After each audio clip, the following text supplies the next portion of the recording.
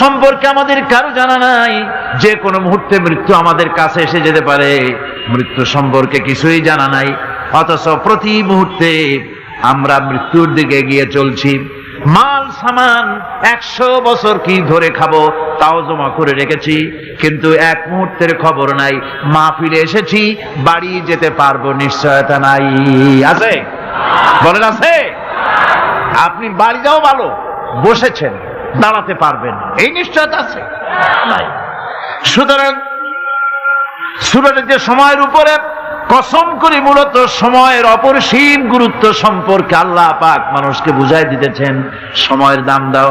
আমাদের সময় চলে যায় গান শুনতে শুনতে, আশ্চর্য মলম বিক্রি করা দেখতে দেখতে, তাস পাশা খেলতে খেলতে সময় চলে যায়, কেউ খেয়াল করে না। সময় বলতে অতীত কালও হতে পারে, আবার বর্তমানও হতে পারে। আর বর্তমান কাল কোনো কালই না। বর্তমান কাল কোনো কাল নয়। প্রতি মুহূর্তে ভবিষ্যৎ এসে বর্তমান হয়, আর প্রতি মুহূর্তে বর্তমান কি হয়? অতীত হয়ে যায়। বর্তমান কাল বলে কোনো কাল নাই। প্রতি মুহূর্তে অতীত হয়ে যাচ্ছে। এই যে আমি মাহফিলে বসছিলাম প্রথম এসে, ওইটা কি এখনো বর্তমান আছে? এই যে বর্তমান কথা বলছি, এটা অতীত হয়ে যাচ্ছে। সুতরাং বর্তমান কাল নাই।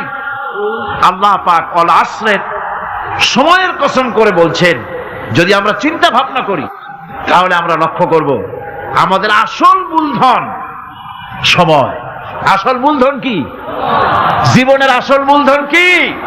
সময়। ইমাম রাজি রহমতুল্লাহ আলাইহি এই পর্যায়ে এক বুজুর্গের ব্যক্তির কথা তিনি আলোচনা করেছেন। তিনি বলেছেন যে একটা লোক,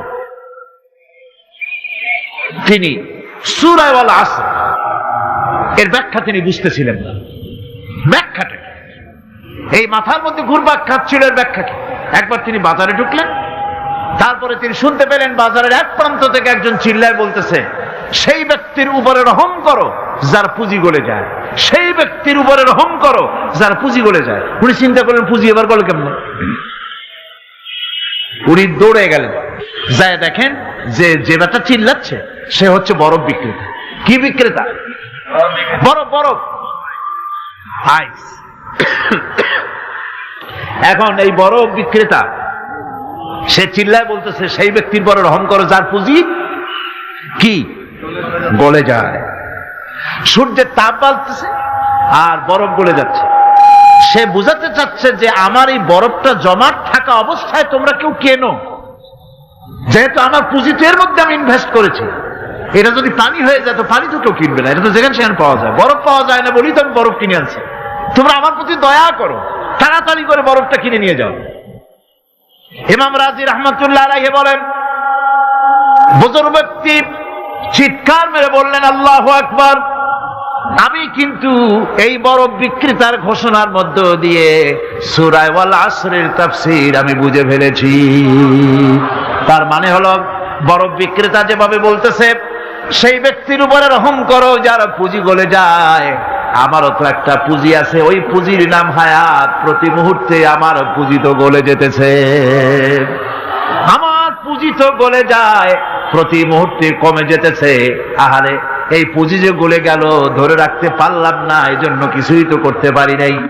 সূরা আল আসরের ভিতরে মানুষের আয়ুষ্কাল দেওয়া হয়েছে বরফ গলে যাওয়ার মতো দ্রুত, সে আয়ু কমে যাচ্ছে। একে যদি নষ্ট করে ফেলা হয়, ভুল কাজে ব্যয় করা হয়, সেটাই হচ্ছে মানুষের মূল ক্ষতি। মানুষের মূল ক্ষতি। ব্যবসায় ক্ষতিগ্রস্ত হয়েছে, এটা মূল ক্ষতি নয়। স্বাস্থ্য হারাইছে, মূল ক্ষতি নয়। রাজনীতিতে ব্যর্থ হয়েছে, মূল ক্ষতি নয়। জীবনে মন্ত্রিত্ব হারাইছে, মূল ক্ষতি নয়।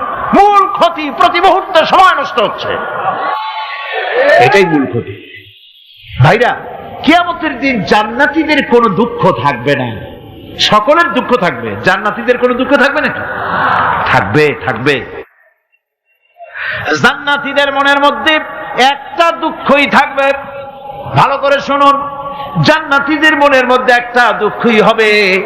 তারা মনে মনে চিন্তা করবেন, আফসোস করবেন, আহারে যদি দুনিয়ায় বসে অমুক সময় বাসে বসেছিলাম, আজে বাজে চিন্তা করেছি, বাড়ির ড্রয়িং রুমে একা একা বসে বসে আজে বাজে চিন্তা করেছি, অমুক অমুক সময় খেলাধুলায় কাটাইছি, এই সময়গুলিতে যদি সুবহানাল্লাহ, আলহামদুলিল্লাহ, লা ইলাহা ইল্লাল্লাহ, আল্লাহু আকবার এই তাসবিহ যদি পড়তাম, জিকির আজগার করতাম, জান্নাতের ভিতরে আরো নিয়ামত লাভ করতে পারতাম।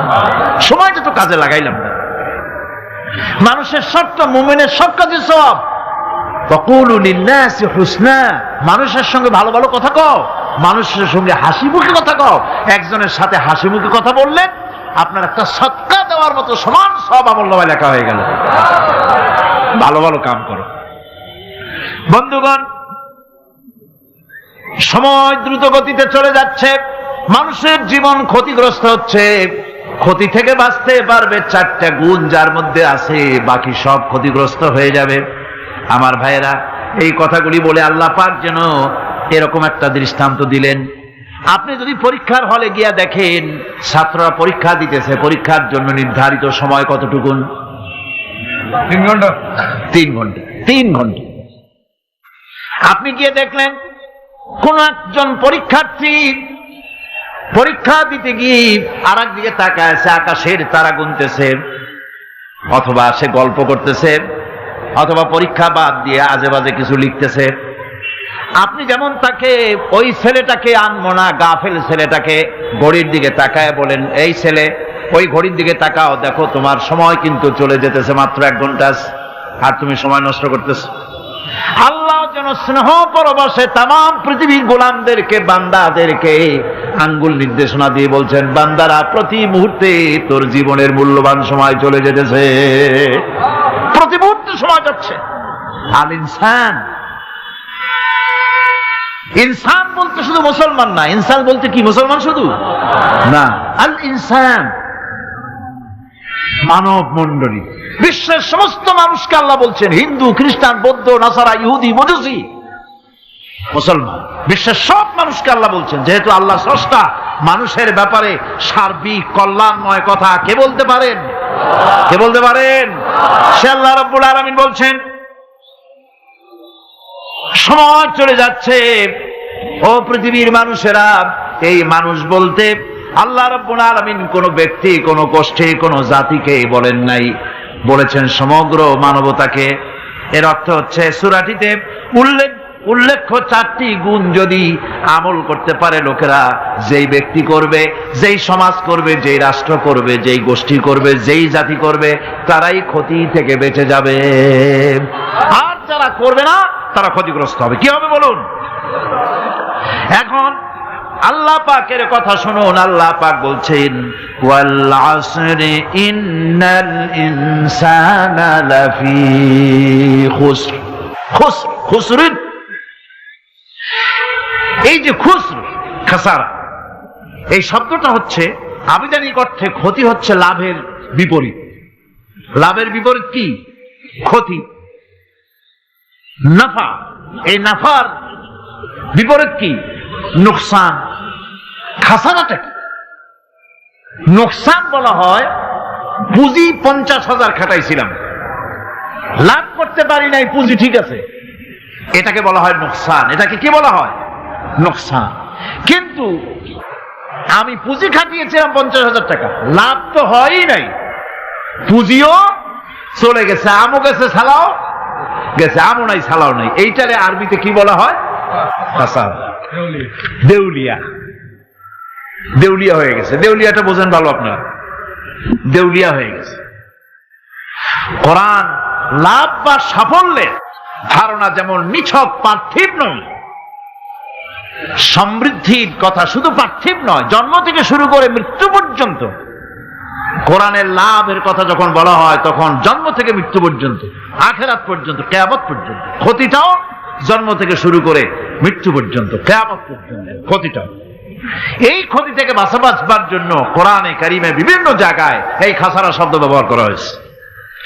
আল্লাহ রাব্বুল আলামিন বলছেন, ওয়ামান খাফফাত মাওয়াজিনুহু ফাউলাইকাল্লাযীনা খাসিরু আনফুসাহুম বিমা কানু বিআয়াতিনা ইয়াযলিমুন। যাদের পাল্লা ভারী হবে কিয়ামতে, তারাই হবে সফল কাম। আর যাদের পাল্লা হালকা হবে, নেকির পাল্লা যাদের হালকা হবে, তারা হবে ক্ষতিগ্রস্ত। তারা নিজেদের নিজেরাই ক্ষতি সাধনকারী হবে কিয়ামতের দিন।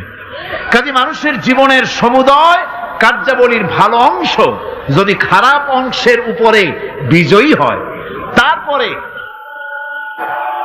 খারাপ অংশ পাওনাদারদের দিয়ে টিয়া, এরপরে যদি নেকি কিছু বাকি থাকে, তাহলে বোঝা গেল লোকটা কিয়ামতে নাজাত পাবে।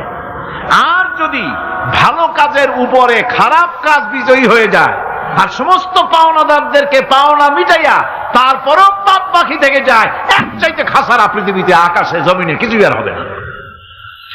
এর থেকে বাঁচার জন্য আল্লাহ পাক, এই খাসারা থেকে বাঁচার জন্যই মানুষকে এই কথা বলছে। এই কথাটি কোরআনে কারিমের অন্য একটি আয়াতে আরো সুন্দর করে বলা হয়েছে, যারা নাকি এই দুনিয়ার বুকে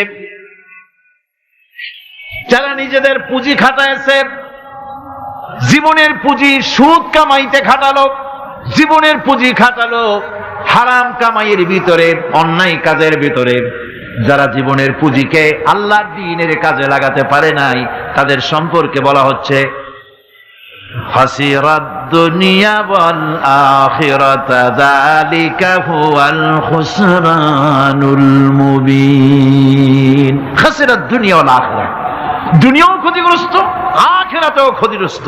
এটা হচ্ছে তার জন্য সুস্পষ্ট ক্ষতি, এর থেকে বড় ক্ষতি আর কিছুই হতে পারে না। আল্লাহ পাক কোরআনে কারীমে অন্যত্র বলেছেন, وَنُنَزِّلُ مِنَ الْقُرْآنِ مَا هُوَ شِفَاءٌ وَرَحْمَةٌ لِّلْمُؤْمِنِينَ وَلَا يَزِيدُ الظَّالِمِينَ إِلَّا خَسَارًا। আমি এই কোরআন অবতরণের পরিক্রমায়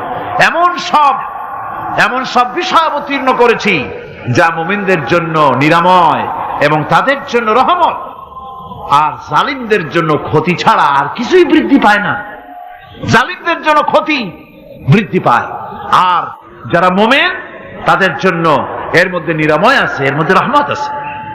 অর্থাৎ যারা এই কোরআনকে যারা নিজেদের আইনের কিতাব হিসাবে গ্রহণ করেছে, কোরআনকে তাবিজের কিতাব হিসাবে নয়, ধর্মীয় কিতাব হিসাবে নয়, কোরআন সংবিধান। কোরআন কি? কোরআনকে যারা সংবিধান হিসাবে মেনে নিয়েছে, কোরআনকে যারা সংবিধান হিসাবে গ্রহণ করলো, ব্যক্তি, পরিবার, সমাজ, রাষ্ট্রে, তাদের যাবতীয় মানসিক, বুদ্ধিবৃত্তিক, নৈতিক, তামাদ্দুনিক রোগের নিরাময় হবে, এর দ্বারা শান্তি হবে। কিন্তু যেসব জালিম এই কোরআনকে প্রত্যাখ্যান করেছি, কোরআনকে যারা মৌলবাদীদের কিতাব বলে, কোরআনের কথা বললে মৌলবাদ বলে গাল দেয়, তারা তাদের কপালকে পোড়াইয়া ছাই বানাইয়া দিছে, তাদের কপাল ভস্মীভূত করে দিয়েছে। আমার দেশে, এই দেশটা কি মুসলমান বেশি না অন্য জাতি বেশি? কোন? জোরে কোন?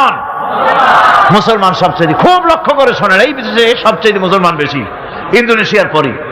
পৃথিবীর দ্বিতীয় বৃহত্তম মুসলিম দেশ হলো কোনটা? বাংলাদেশ। এই দেশে ইসলামরে যত গালি দেওয়া হয়েছে, কোরআনকে যত গালি দেওয়া হয়েছে, আলেমদেরকে যত গালি দেওয়া হয়েছে, রাসূলুল্লাহকে যত গালি দেওয়া হয়েছে, ইসলামী আদর্শকে যত গালি দেওয়া হয়েছে, পৃথিবীতে কোন দেশে এইভাবে ইসলামকে গালি দেওয়া কোথাও হয় না। এমনকি আমেরিকার মতো দেশে, ইংল্যান্ডের মতো দেশেও কোরআনের বিরুদ্ধে এত কথা কেউ বলতে সাহস পাবে না, ইসলামের বিরুদ্ধে কথা বলতে সাহস পাবে না, যেহেতু মুসলমানেরা সেখানে পাল্টা আক্রমণ করবে। আজ আমার দেশে মুসলমানের ঘরের সন্তান হইয়া ইসলামের বিরুদ্ধে তারা বক্তব্য রাখে। মৌলবাদ জিকির উঠে গেছে। আমেরিকার প্রেসিডেন্টরা যখন শপথ নেন, প্রেসিডেন্ট হিসাবে ওথ নেন, বাইবেলের উপরে হাত রাখেন আর বলেন, এই মহাগ্রন্থকে স্পর্শ করে শপথ নিচ্ছি, আমি আমার চিন্তা চেতনা, আমার মেধা, আমার প্রজ্ঞা সবটা আমার জাতি, আমার দেশকে উন্নয়নের জন্য, এর সমৃদ্ধির জন্য, এর সংরক্ষণের জন্য আমি আমার জীবনকে উৎসর্গ করব। বাইবেলের উপরে স্পর্শ করে এই শপথ তারা নেন। আমার দেশের প্রেসিডেন্ট, প্রধানমন্ত্রী শপথ নেওয়ার সময় কোরআন শরীফের উপরে হাত রাখে যদি, তাহলে বলা হবে বেচারা মৌলবাদী হয়ে গেছে। এটা করা যাবে না। আর যদি কেউ করে সামান্য কিছু, কোরআন না, যদি তসবিহ নিয়েও আসে তাহলে বুঝতে হবে জাতির সাথে একটা প্রতারণা ছাড়া আর কিছুই না। কাজী ধর্মের প্রতি আকর্ষণ একটা ভিন্ন জিনিস, সেই জিনিসকে ছেড়ে যারা দেয় তারাই ক্ষতিগ্রস্ত হয়, আর যারা ধরে রাখে তারা দুনিয়ায় ক্ষতিগ্রস্ত হয় না। আল্লাহ পাক এখানে রাসূল করিম সাল্লাল্লাহু আলাইহি ওয়াসাল্লামের একটি হাদিস প্রণিধানযোগ্য কোরআনের ব্যাপারে। হুজুর বলেছেন, আল কোরআন হুজ্জাতুন লাকা ওয়া আলাইকা।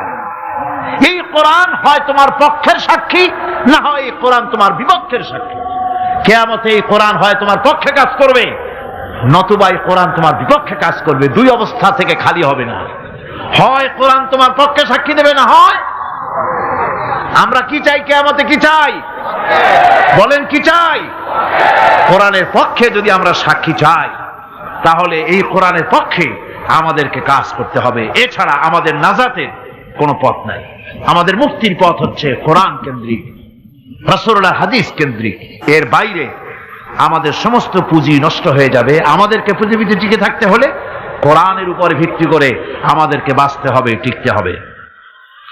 কোরআনে কারিমে আল্লাহ রাব্বুল আলামিন অন্যত্র বলেছেন, কুল ইন্নাল খাসিরিনাল্লাযীনা খাসিরু আনফুসাহুম ওয়া আহলিহিম ইয়াওমাল কিয়ামাহ আলা যালিকা হুয়াল খুসরানুল মুবিন। বলো, প্রকৃত দেউলিয়া তারাই যারা কিয়ামতের দিন নিজেকে, নিজের পরিবার পরিবর্গকে এই ক্ষতির দিকে যারা ঠেলে দেবে।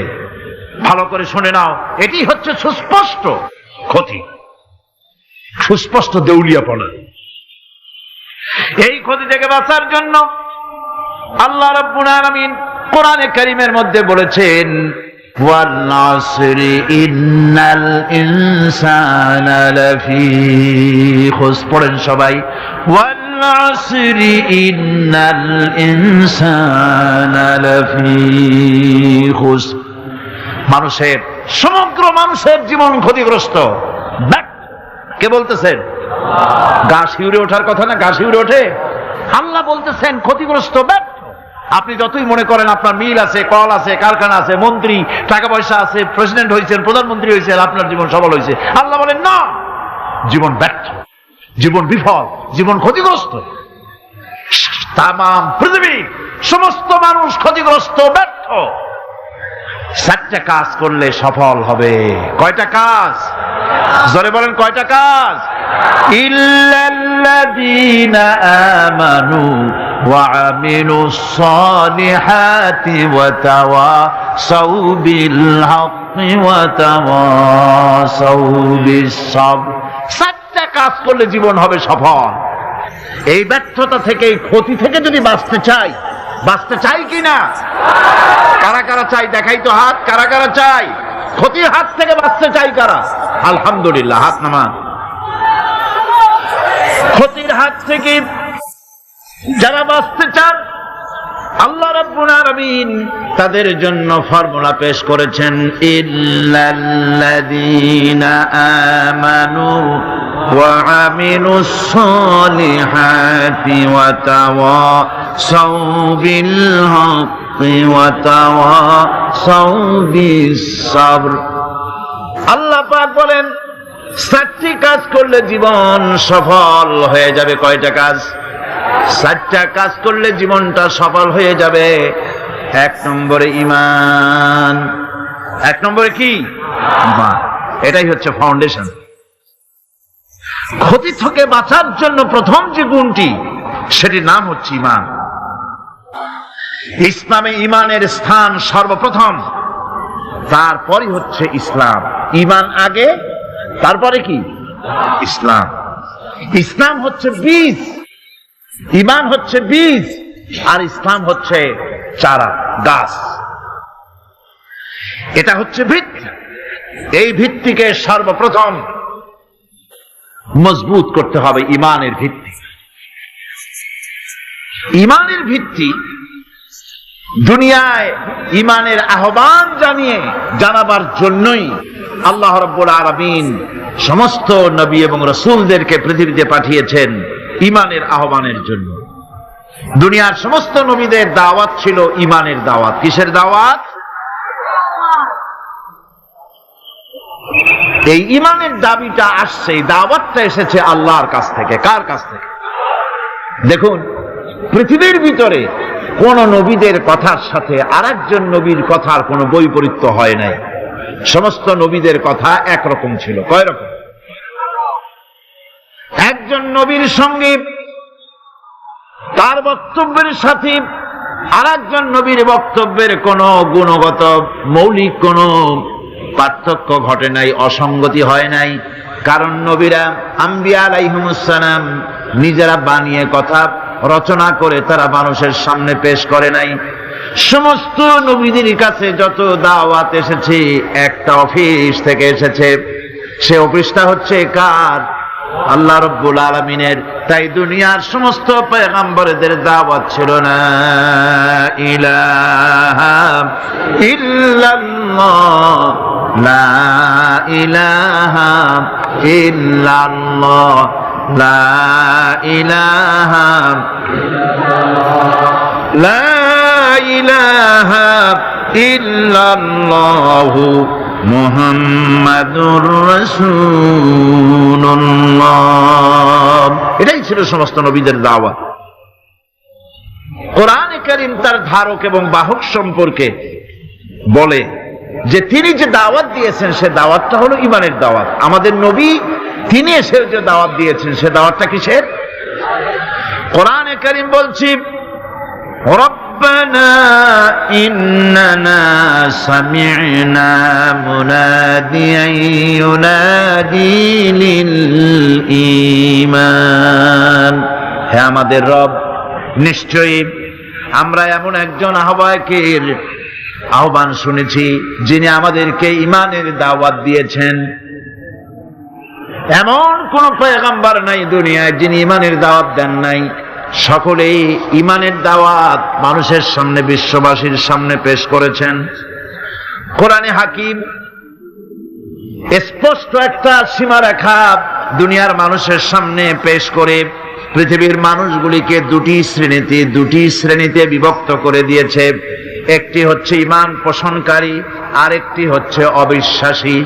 একটা ঈমান পোষণকারী আর একটা অবিশ্বাসী।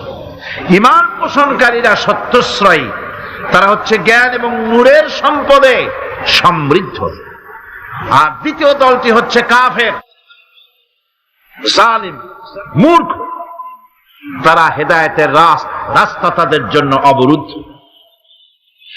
কোরআনে কারীম এই দুইটি দল সম্পর্কে উল্লেখ করতেছেন, মাসালুল ফারিকাইনি কাল আ'মা ওয়াল আসাম্মি ওয়াল বাসীরি ওয়াস সামিঈ হাল ইয়াস্তাবিয়ানি মাসালান আফালা।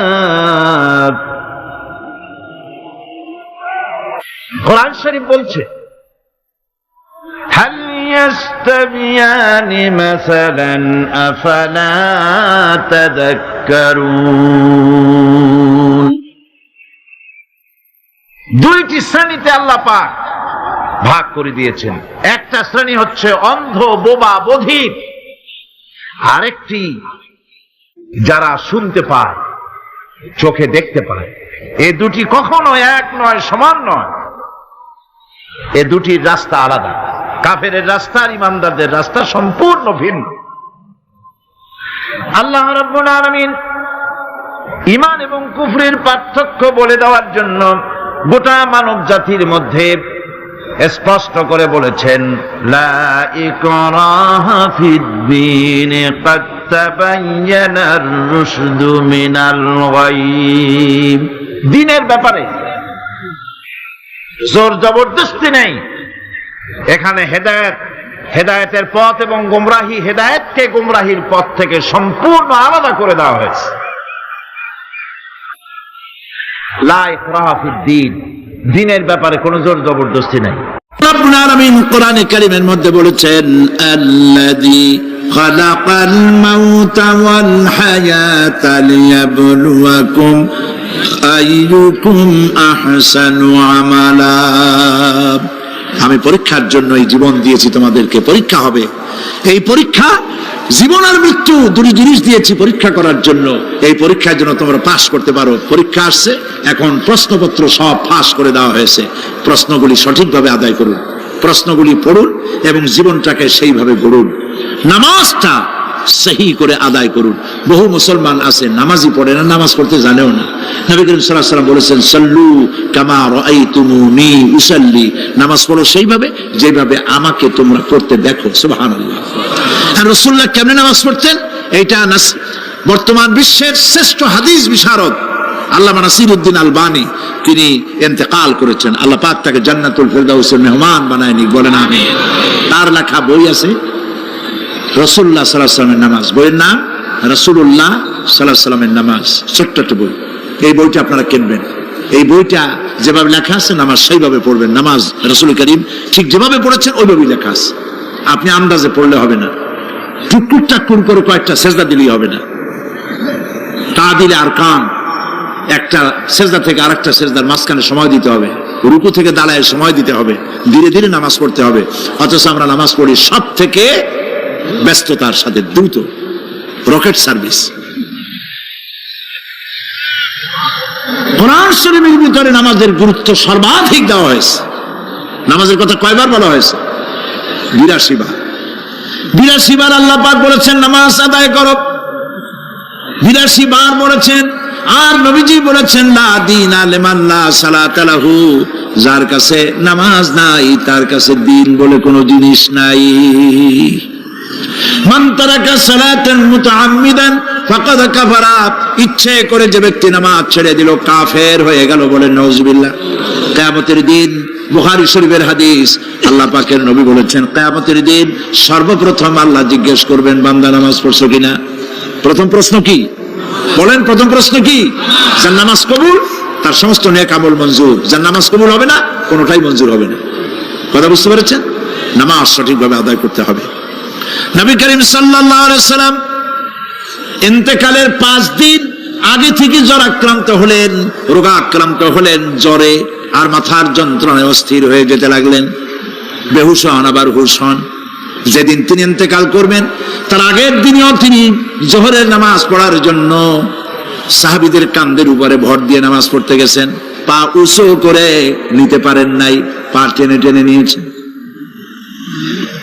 তিনি সেখানে খুতবা দিলেন, বললেন ও আমার উম্মতেরা, এই পৃথিবীতে আল্লাহ রাব্বুল আলামিন তার এক বান্দাকে পৃথিবীর সব জাগতিক সম্পদ দিতে চেয়েছিলেন, কিন্তু সেই বান্দা সব জাগতিক সম্পদকে উপেক্ষা করে আল্লাহর সঙ্গে দিদার করা বেশি পছন্দ করেছেন।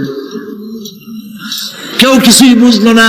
হযরত আবু বকর রাদিয়াল্লাহু তাআলা আনহু খুব কাঁদতে লাগলেন। তিনি বুঝতে পেরেছেন যে এই পৃথিবীতে সমস্ত সম্পদ দিতে চেয়েছিলেন আল্লাহ যাকে, তার নাম বিশ্ব নবী। তিনি সবগুলি উপেক্ষা করে আল্লাহর সঙ্গে দিদার করা বেশি পছন্দ করেছেন। আমরা অতি তাড়াতাড়ি নবীজি থেকে নবীর এতিম হয়ে যাব। পরের দিন ইশার নামাজের ওয়াক্ত হলো, আযান হয়ে গেল, মসজিদে মুসল্লিরা ভরে গেছে, সাহাবায়ে কেরাম সব এসে গেছেন। হুজুরের জন্য বহুক্ষণ অপেক্ষা করার পর হযরতে আবু বকর রাদিয়াল্লাহু তাআলা আনহু তিনি ইমামতির জায়গায় দাঁড়ায় গেছেন। নবীজি বেহুশ অবস্থায় ছিলেন ঘরের মধ্যে। হুশ আসার পর তিনি হযরত আয়েশাকে বললেন, আয়েশা, মসজিদে নববীতে এখন কি হতেছে? তিনি বললেন, নামাজ হচ্ছে।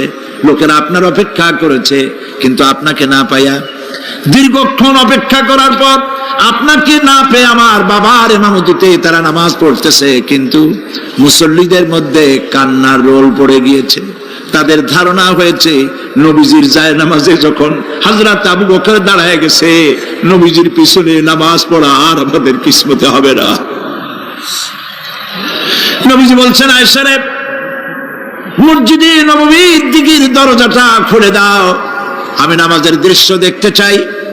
দরজা খুলে দেওয়া হলো। নবীজি কোন রকম মাথা উঁচু করে মসজিদে নববীতে নামাজের দৃশ্য নিজে অবলোকন করে আবার শুয়ে পড়লেন। হযরত আয়েশা লক্ষ্য করে দেখেন নবীজির চোখের পানি দিয়ে কোনা দিয়া পানি বেয়ে বেয়ে পড়ছে। হযরত আয়েশা প্রশ্ন করলেন, ইয়া রাসূলুল্লাহ, নামাজের দৃশ্য দেখি কাঁদছেন কেন? হুজুর বলেন, আয়েশা রে, এটা কোনো দুঃখের পানি নয়, আমি কাঁদতেছি এই জন্যে, এই নামাজের জামাত কায়েমের জন্য তায়েফের ময়দানে অনেক রক্ত ঝরেছে, আবার উহুদের ময়দানে দান দান শহীদ হয়েছে, সাহাবায়ে কেরাম জীবন দিয়েছে। আজ আমি দেখতে পেলাম আমার উম্মতেরা জামাতে নামাজ পড়ছে। আমার ধারণা হলো ভবিষ্যতে কিয়ামত পর্যন্ত আমার উম্মতেরা এইভাবে জামাত বন্দী হয়ে নামাজ আদায় করবে। নবীজি আবার ব্যবসায় বললেন, মসজিদে নববী থেকে আজ আর কেউ বাড়ি যায় না, সবাই কান্দে। আজ রাত বোধহয় নবীজি কাটাবেন না। মেয়েরা কাঁদতেছে, সাহাবায়ে কেরাম কাঁদতেছেন, আজওয়াজে মুতাহারাত তারা কাঁদতেছেন। নবীজির আবার হুঁশ হলো, তাকায় দেখেন ঘরের মধ্যে কান্নাকাটি, মসজিদে নববীতে কান্নাকাটি। সব থেকে বেশি কাঁদতেছেন মা ফাতেমা। নবীজি হযরত ফাতেমার কান্না দেখে ইশারা করলেন, কাছে আয়। হযরত ফাতেমা রাসূলের কাছে গেলেন, নবীজি কানে কানে কি যেন বললেন, কান্নাটা বন্ধ হয়ে গেল। হযরত আয়েশা জিজ্ঞেস করলেন, মা তোমার আব্বা তোমার কানে কি বললো আর কান্না বন্ধ হয়ে গেল? হযরত ফাতেমা বলে, আম্মাজি আমার আব্বা আমাকে বললেন, মা ফাতিমা তোমার কান্না আমার বরদাস্ত হয় না, কেঁদো না, আমি মৃত্যুর পরে সকলের আগে তোমার সাথে আমার দেখা হয়ে যাবে। হযরত ফাতেমা বলছেন, আম্মাজি আমি বুঝতে পেরেছি আমার আব্বার এই কথার অর্থ কি। নবীজির ইন্তেকালের পরে আত্মীয় স্বজনের মধ্যে সবার আগে আমার মৃত্যু হবে, আর আমার পিতার সাথে আমি মিলিত হতে পারবো। রাত যখন শেষ হয়ে এলো, নবীজির হুঁশ হয়েছে, তাকায় দেখেন হযরত জিবরাইল দাঁড়ানো। হযরত জিবরাইল নবীজির চেহারা মোবারকের দিকে তাকায় বলেন, আসসালামু আলাইকা ইয়া রাসূলুল্লাহ, আল্লাহ আপনাকে সালাম বলেছেন, আর আল্লাহ পাক জানতে চেয়েছেন আপনার মুখে আপনি কেমন আছেন। আল্লাহ জানেন আপনার অবস্থা কি, তারপরেও আপনার মুখে শুনতে চেয়েছেন আপনি কেমন আছেন। নবীজি বলছেন, জিবরাইল বড় কষ্টে আছি, বড়ই যন্ত্রণা, বড়ই কষ্ট।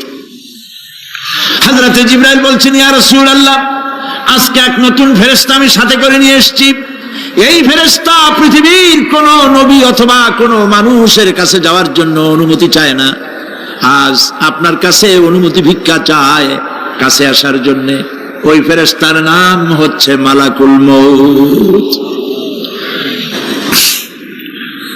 হযরত মালাকুল মউত বলেন, ইয়া রাসূলুল্লাহ এই পৃথিবীতে আদম আলাইহিস সালাম থেকে নিয়ে পর্যন্ত কোন মানুষের জান কবজের জন্য আমার অনুমতি চাওয়া লাগে নাই, আর কোনোদিন লাগবে না। আজ আমি আসার সময় আল্লাহ বলেছেন আপনার জান কবজের জন্য আমি যেন আপনার কাছে অনুমতি ভিক্ষা চাই। নবীজি বলছেন, আমি যদি অনুমতি না দেই তো কি হবে? হযরত মালাকুল মউত বলছেন, ইয়া রাসূলুল্লাহ অনুমতি যদি না দেন আমি ফেরত চলে যাব, আমাকে সেভাবেই বলা হয়েছে। হযরত জিবরাইল বলেন, ইয়া রাসূলুল্লাহ আল্লাহ রাব্বুল আলামিন আপনার দিদারের ইন্তজার করতেছে।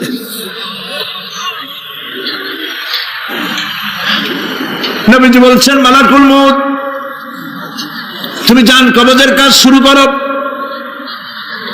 মালাকুল মউত যখন কাছে এসেছে, রাসূল জিজ্ঞেস করলেন, আয়েশা ঘরে যে কয়েক টুকরা স্বর্ণ ছিল সেগুলোর কি অবস্থা? ছোট ছোট 6 টুকরা স্বর্ণ ছিল। হযরত আয়েশা বলছেন, হুজুর আমি এগুলো রেখে দিছি। হুজুর বলছেন, না রাখতে পারবে না, আমার ইন্তেকালের আগে খয়রাত করে দাও। মুহাম্মদ সাল্লাল্লাহু আলাইহি ওয়াসাল্লাম আল্লাহর কাছে অবস্থায় উঠবে না যে তার ঘরের ভিতরে সোনা ছিল, দিয়ে দাও, খয়রাত করে দিয়ে দাও। হযরত মালাকুল মউত রাসূলের জান কবজ শুরু করে দিলেন। রাসূলুল্লাহ জীবনের শেষ কথা বললেন, আসসালাত আসসালাত ওয়া মা মালাকাত আইমানুকুম। আমার উম্মতেরা বিদায় লগ্নে বলে গেলাম, নামাজ নামাজ নামাজ ছেড়ে দিও না।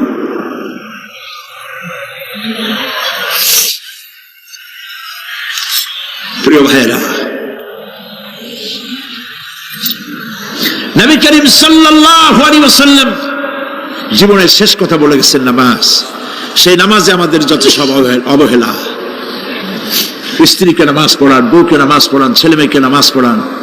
দোকানদার ভাইরা যখন আজান হয়ে যাবে দোকান বন্ধ করে দেন, আপনি আপনার কর্মচারীরা নামাজ পড়তে যান, যতটুকু সময় নামাজ পড়তে গেছে এই সময় বিক্রি করলে যা লাভ হইতো এরপরে বিক্রি করলে আল্লাহ 10 গুণ বেশি বরকত দিতে পারেন। পারেন কিনা? পারেন কিনা? পারেন। আল্লাহর বিশ্বাস করেন, আল্লাহ আপনার বরকত দিবে। আপনার কর্মচারী, দোকানদারে, বাড়ি ঘরে স্ত্রী পুত্র পরিজন যারা আছে সবাইকে নামাজি বানাবার জন্য চেষ্টা করেন। নামাজ রোজা ইত্যাদি করুন, মিথ্যা বলবেন না, ওজনে কম দিবেন না, খাদ্যে ভেজাল দেবেন না, ঘুষ খাবেন না, ঘুষ দিবেন না, মানুষের উপর অত্যাচার করবেন না, কাউকে কষ্ট দিবেন না, মানুষ যেন আপনার ব্যবহারে কষ্ট না পায়। আল্লাহ পাক বলেছেন ওয়াকুলু লিন্নাসি হুসনা, মানুষের সাথে সুন্দর সুন্দর কথা কও। নবী করিম সাল্লাল্লাহু আলাইহি ওয়াসাল্লাম বলেছেন মানুষের সাথে যদি হাসি মুখে কথা বলো একটা সদকা দেওয়ার সমান সওয়াব হয়ে যাবে। মানুষকে ভালোবাসো, গরিবদের ভালোবাসো, তাদের অর্থ করি দাও, পয়সা করি দাও, তোমার যা আছে দিতে থাকো। কুয়ার পানি যত উঠাবেন তত কুয়ার পানি ভালো থাকবে, আর পানি উঠাবেন না কুয়ার পানি পচে যাবে।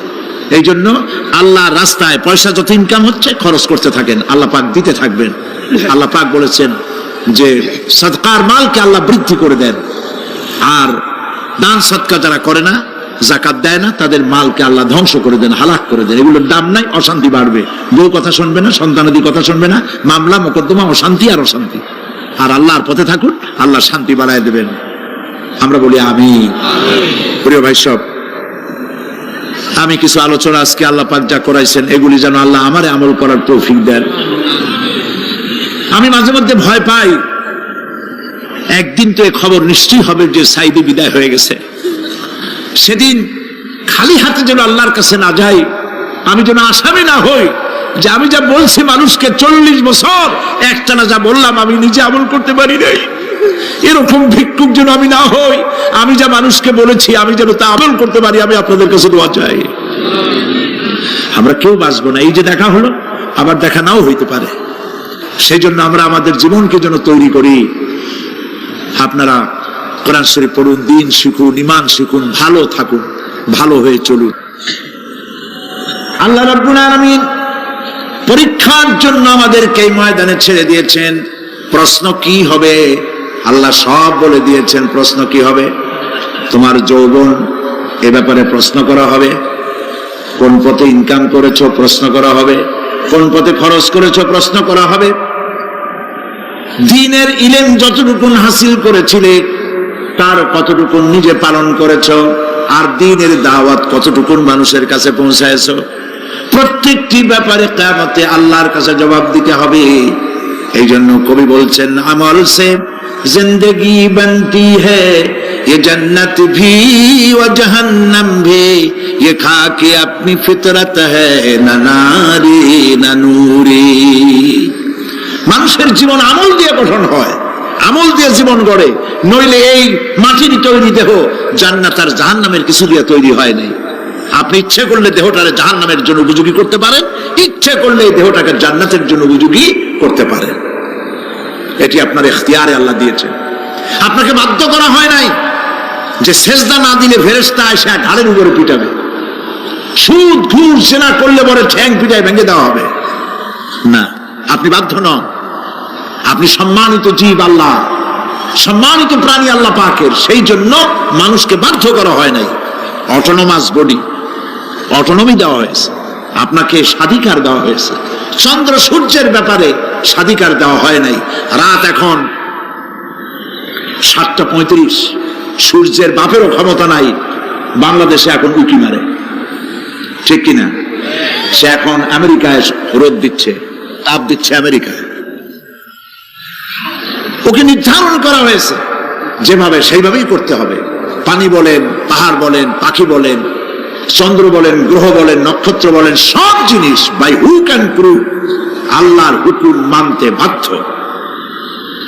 কোরআনে কারীমে আল্লাহ পাক বলেছেন আফাগায়রা দীনিল্লাহি ইয়াবগুন ওয়া লাহু আসলামা মান ফিস সামাওয়াতি ওয়াল আরদি তাওআন ওয়া কারহা। আল্লাহর দেওয়া জীবন ব্যবস্থা ছেড়ে দিয়ে তোমরা কি অন্য কোন মতবাদ তালাশ করো? ওয়ালাহু আসলামা মান ফিস সামাওয়াতি ওয়াল আরদ, অথচ আকাশে যা আছে জমিনে যা আছে সব আনুগত্যের মস্তক আমার সামনে অবনত করে দিয়েছে। সুবহানাল্লাহ। মানুষকে আল্লাহ পাক ইখতিয়ার দিয়েছেন, ইচ্ছে করলে মাহফিলও আসতে পারেন, ইচ্ছে করলে সিনেমাও ঢুকতে পারবেন, অসুবিধা নেই। অসুবিধার জন্য কিয়ামত, ওখানে হিসাব হবে। এখানে আপনি সূর্য চন্দ্র ফেরেশতারও কোনো মাজাল নাই, কোনো ইখতিয়ার নাই আল্লাহর হুকুমের বাইরে কিছু করে। আল্লাহ যা করতে বলেছেন তাই করতে হবে, এর বাইরে এক চুলও নড়তে পারবে না। কিন্তু মানুষেরা করতে পারবে। মানুষ ইচ্ছে করলে নামাজ রোজা ছাড়তে পারে, ইচ্ছে করলে আল্লাহরে অমান্য করতে পারে। এইটা তার বিচারের জায়গা না, এটা হলো পরীক্ষার জায়গা। এটা কিসের জায়গা? পরীক্ষার জায়গা। এখানে আপনি কামাই করলে ওখানে কিছু পাবেন, এখানে কামাই না করলে কিছু পাবেন না। আরো সোজা করে বলি, কোন কৃষক, যে কৃষক আষাঢ় মাসে শ্রাবণ মাসে জমিন চাষ করে না, পৌষ মাসে তার গোলায় ধান আসবে? কথা বোঝেন নাকি বোঝেন? পৌষ মাসে গোলায় ধান আসবে? কোন পাগলও বলবে না যে তুমি তো চাষই করো নাই, তুমি জমিনে, তোমার জমিনের ফসল তোমার ঘরে আসবে কেন? কাজী এই দুনিয়ায় পরীক্ষা দিলে এখানে রেজাল্ট হয়, এখানে গাছ লাগাইলে এখানে ফল দেয়। কিন্তু মানুষের জন্য আল্লাহ পাক যে আমল তৈরি করেছেন, পরীক্ষা নেবেন, সেই পরীক্ষার রেজাল্ট এখানে হবে না।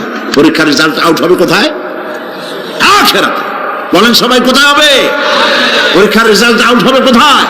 আখিরাতে। এখানে আপনি যা কামাই করবেন এখানে রিটার্ন দেওয়া হবে না।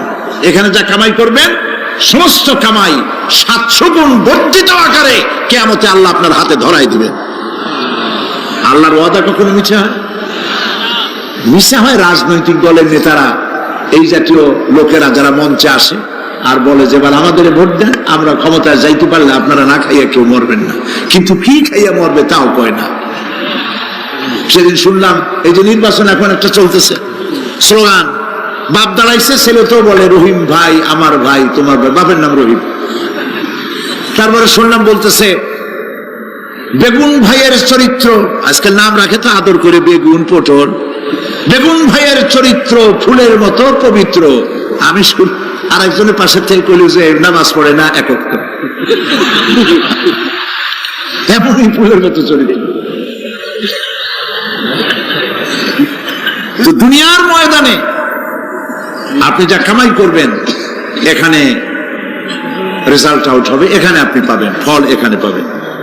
যা করবেন এখানে গাছ লাগাবেন, ফল লাগাবেন, এখানে পাবেন। আর আল্লাহর জন্য যেটা করবেন সেটার ফল, সেটার রেজাল্ট কিয়ামতে বাইরে হবে। সুবহানাল্লাহ।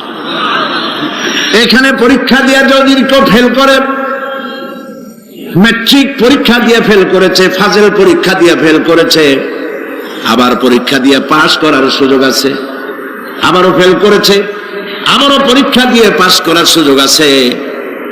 10 বার যদি ফেল করে আরো 10 বার পরীক্ষা দিয়ে পাশ করার সুযোগ আছে। কিন্তু কিয়ামতের দিন আল্লাহ রাব্বুল আলামিনের জীবনের পরীক্ষায় কোনো মানুষ যদি আল্লাহর আদালতে ফেল করে বসে একবার, দ্বিতীয়বার পরীক্ষা দেওয়ার আর কোনো সুযোগ নাই। এই পৃথিবীতে যদি কেউ নিম্ন আদালতে মামলায় হেরে যায়, জজ কোর্টে করবে, যদি হেরে যায় হাইকোর্টে করবে, হেরে গেলে আপিল করবে সুপ্রিম কোর্টে, সুপ্রিম কোর্টেও যদি হেরে যায় তাহলে প্রেসিডেন্টের কাছে আপিল করবে,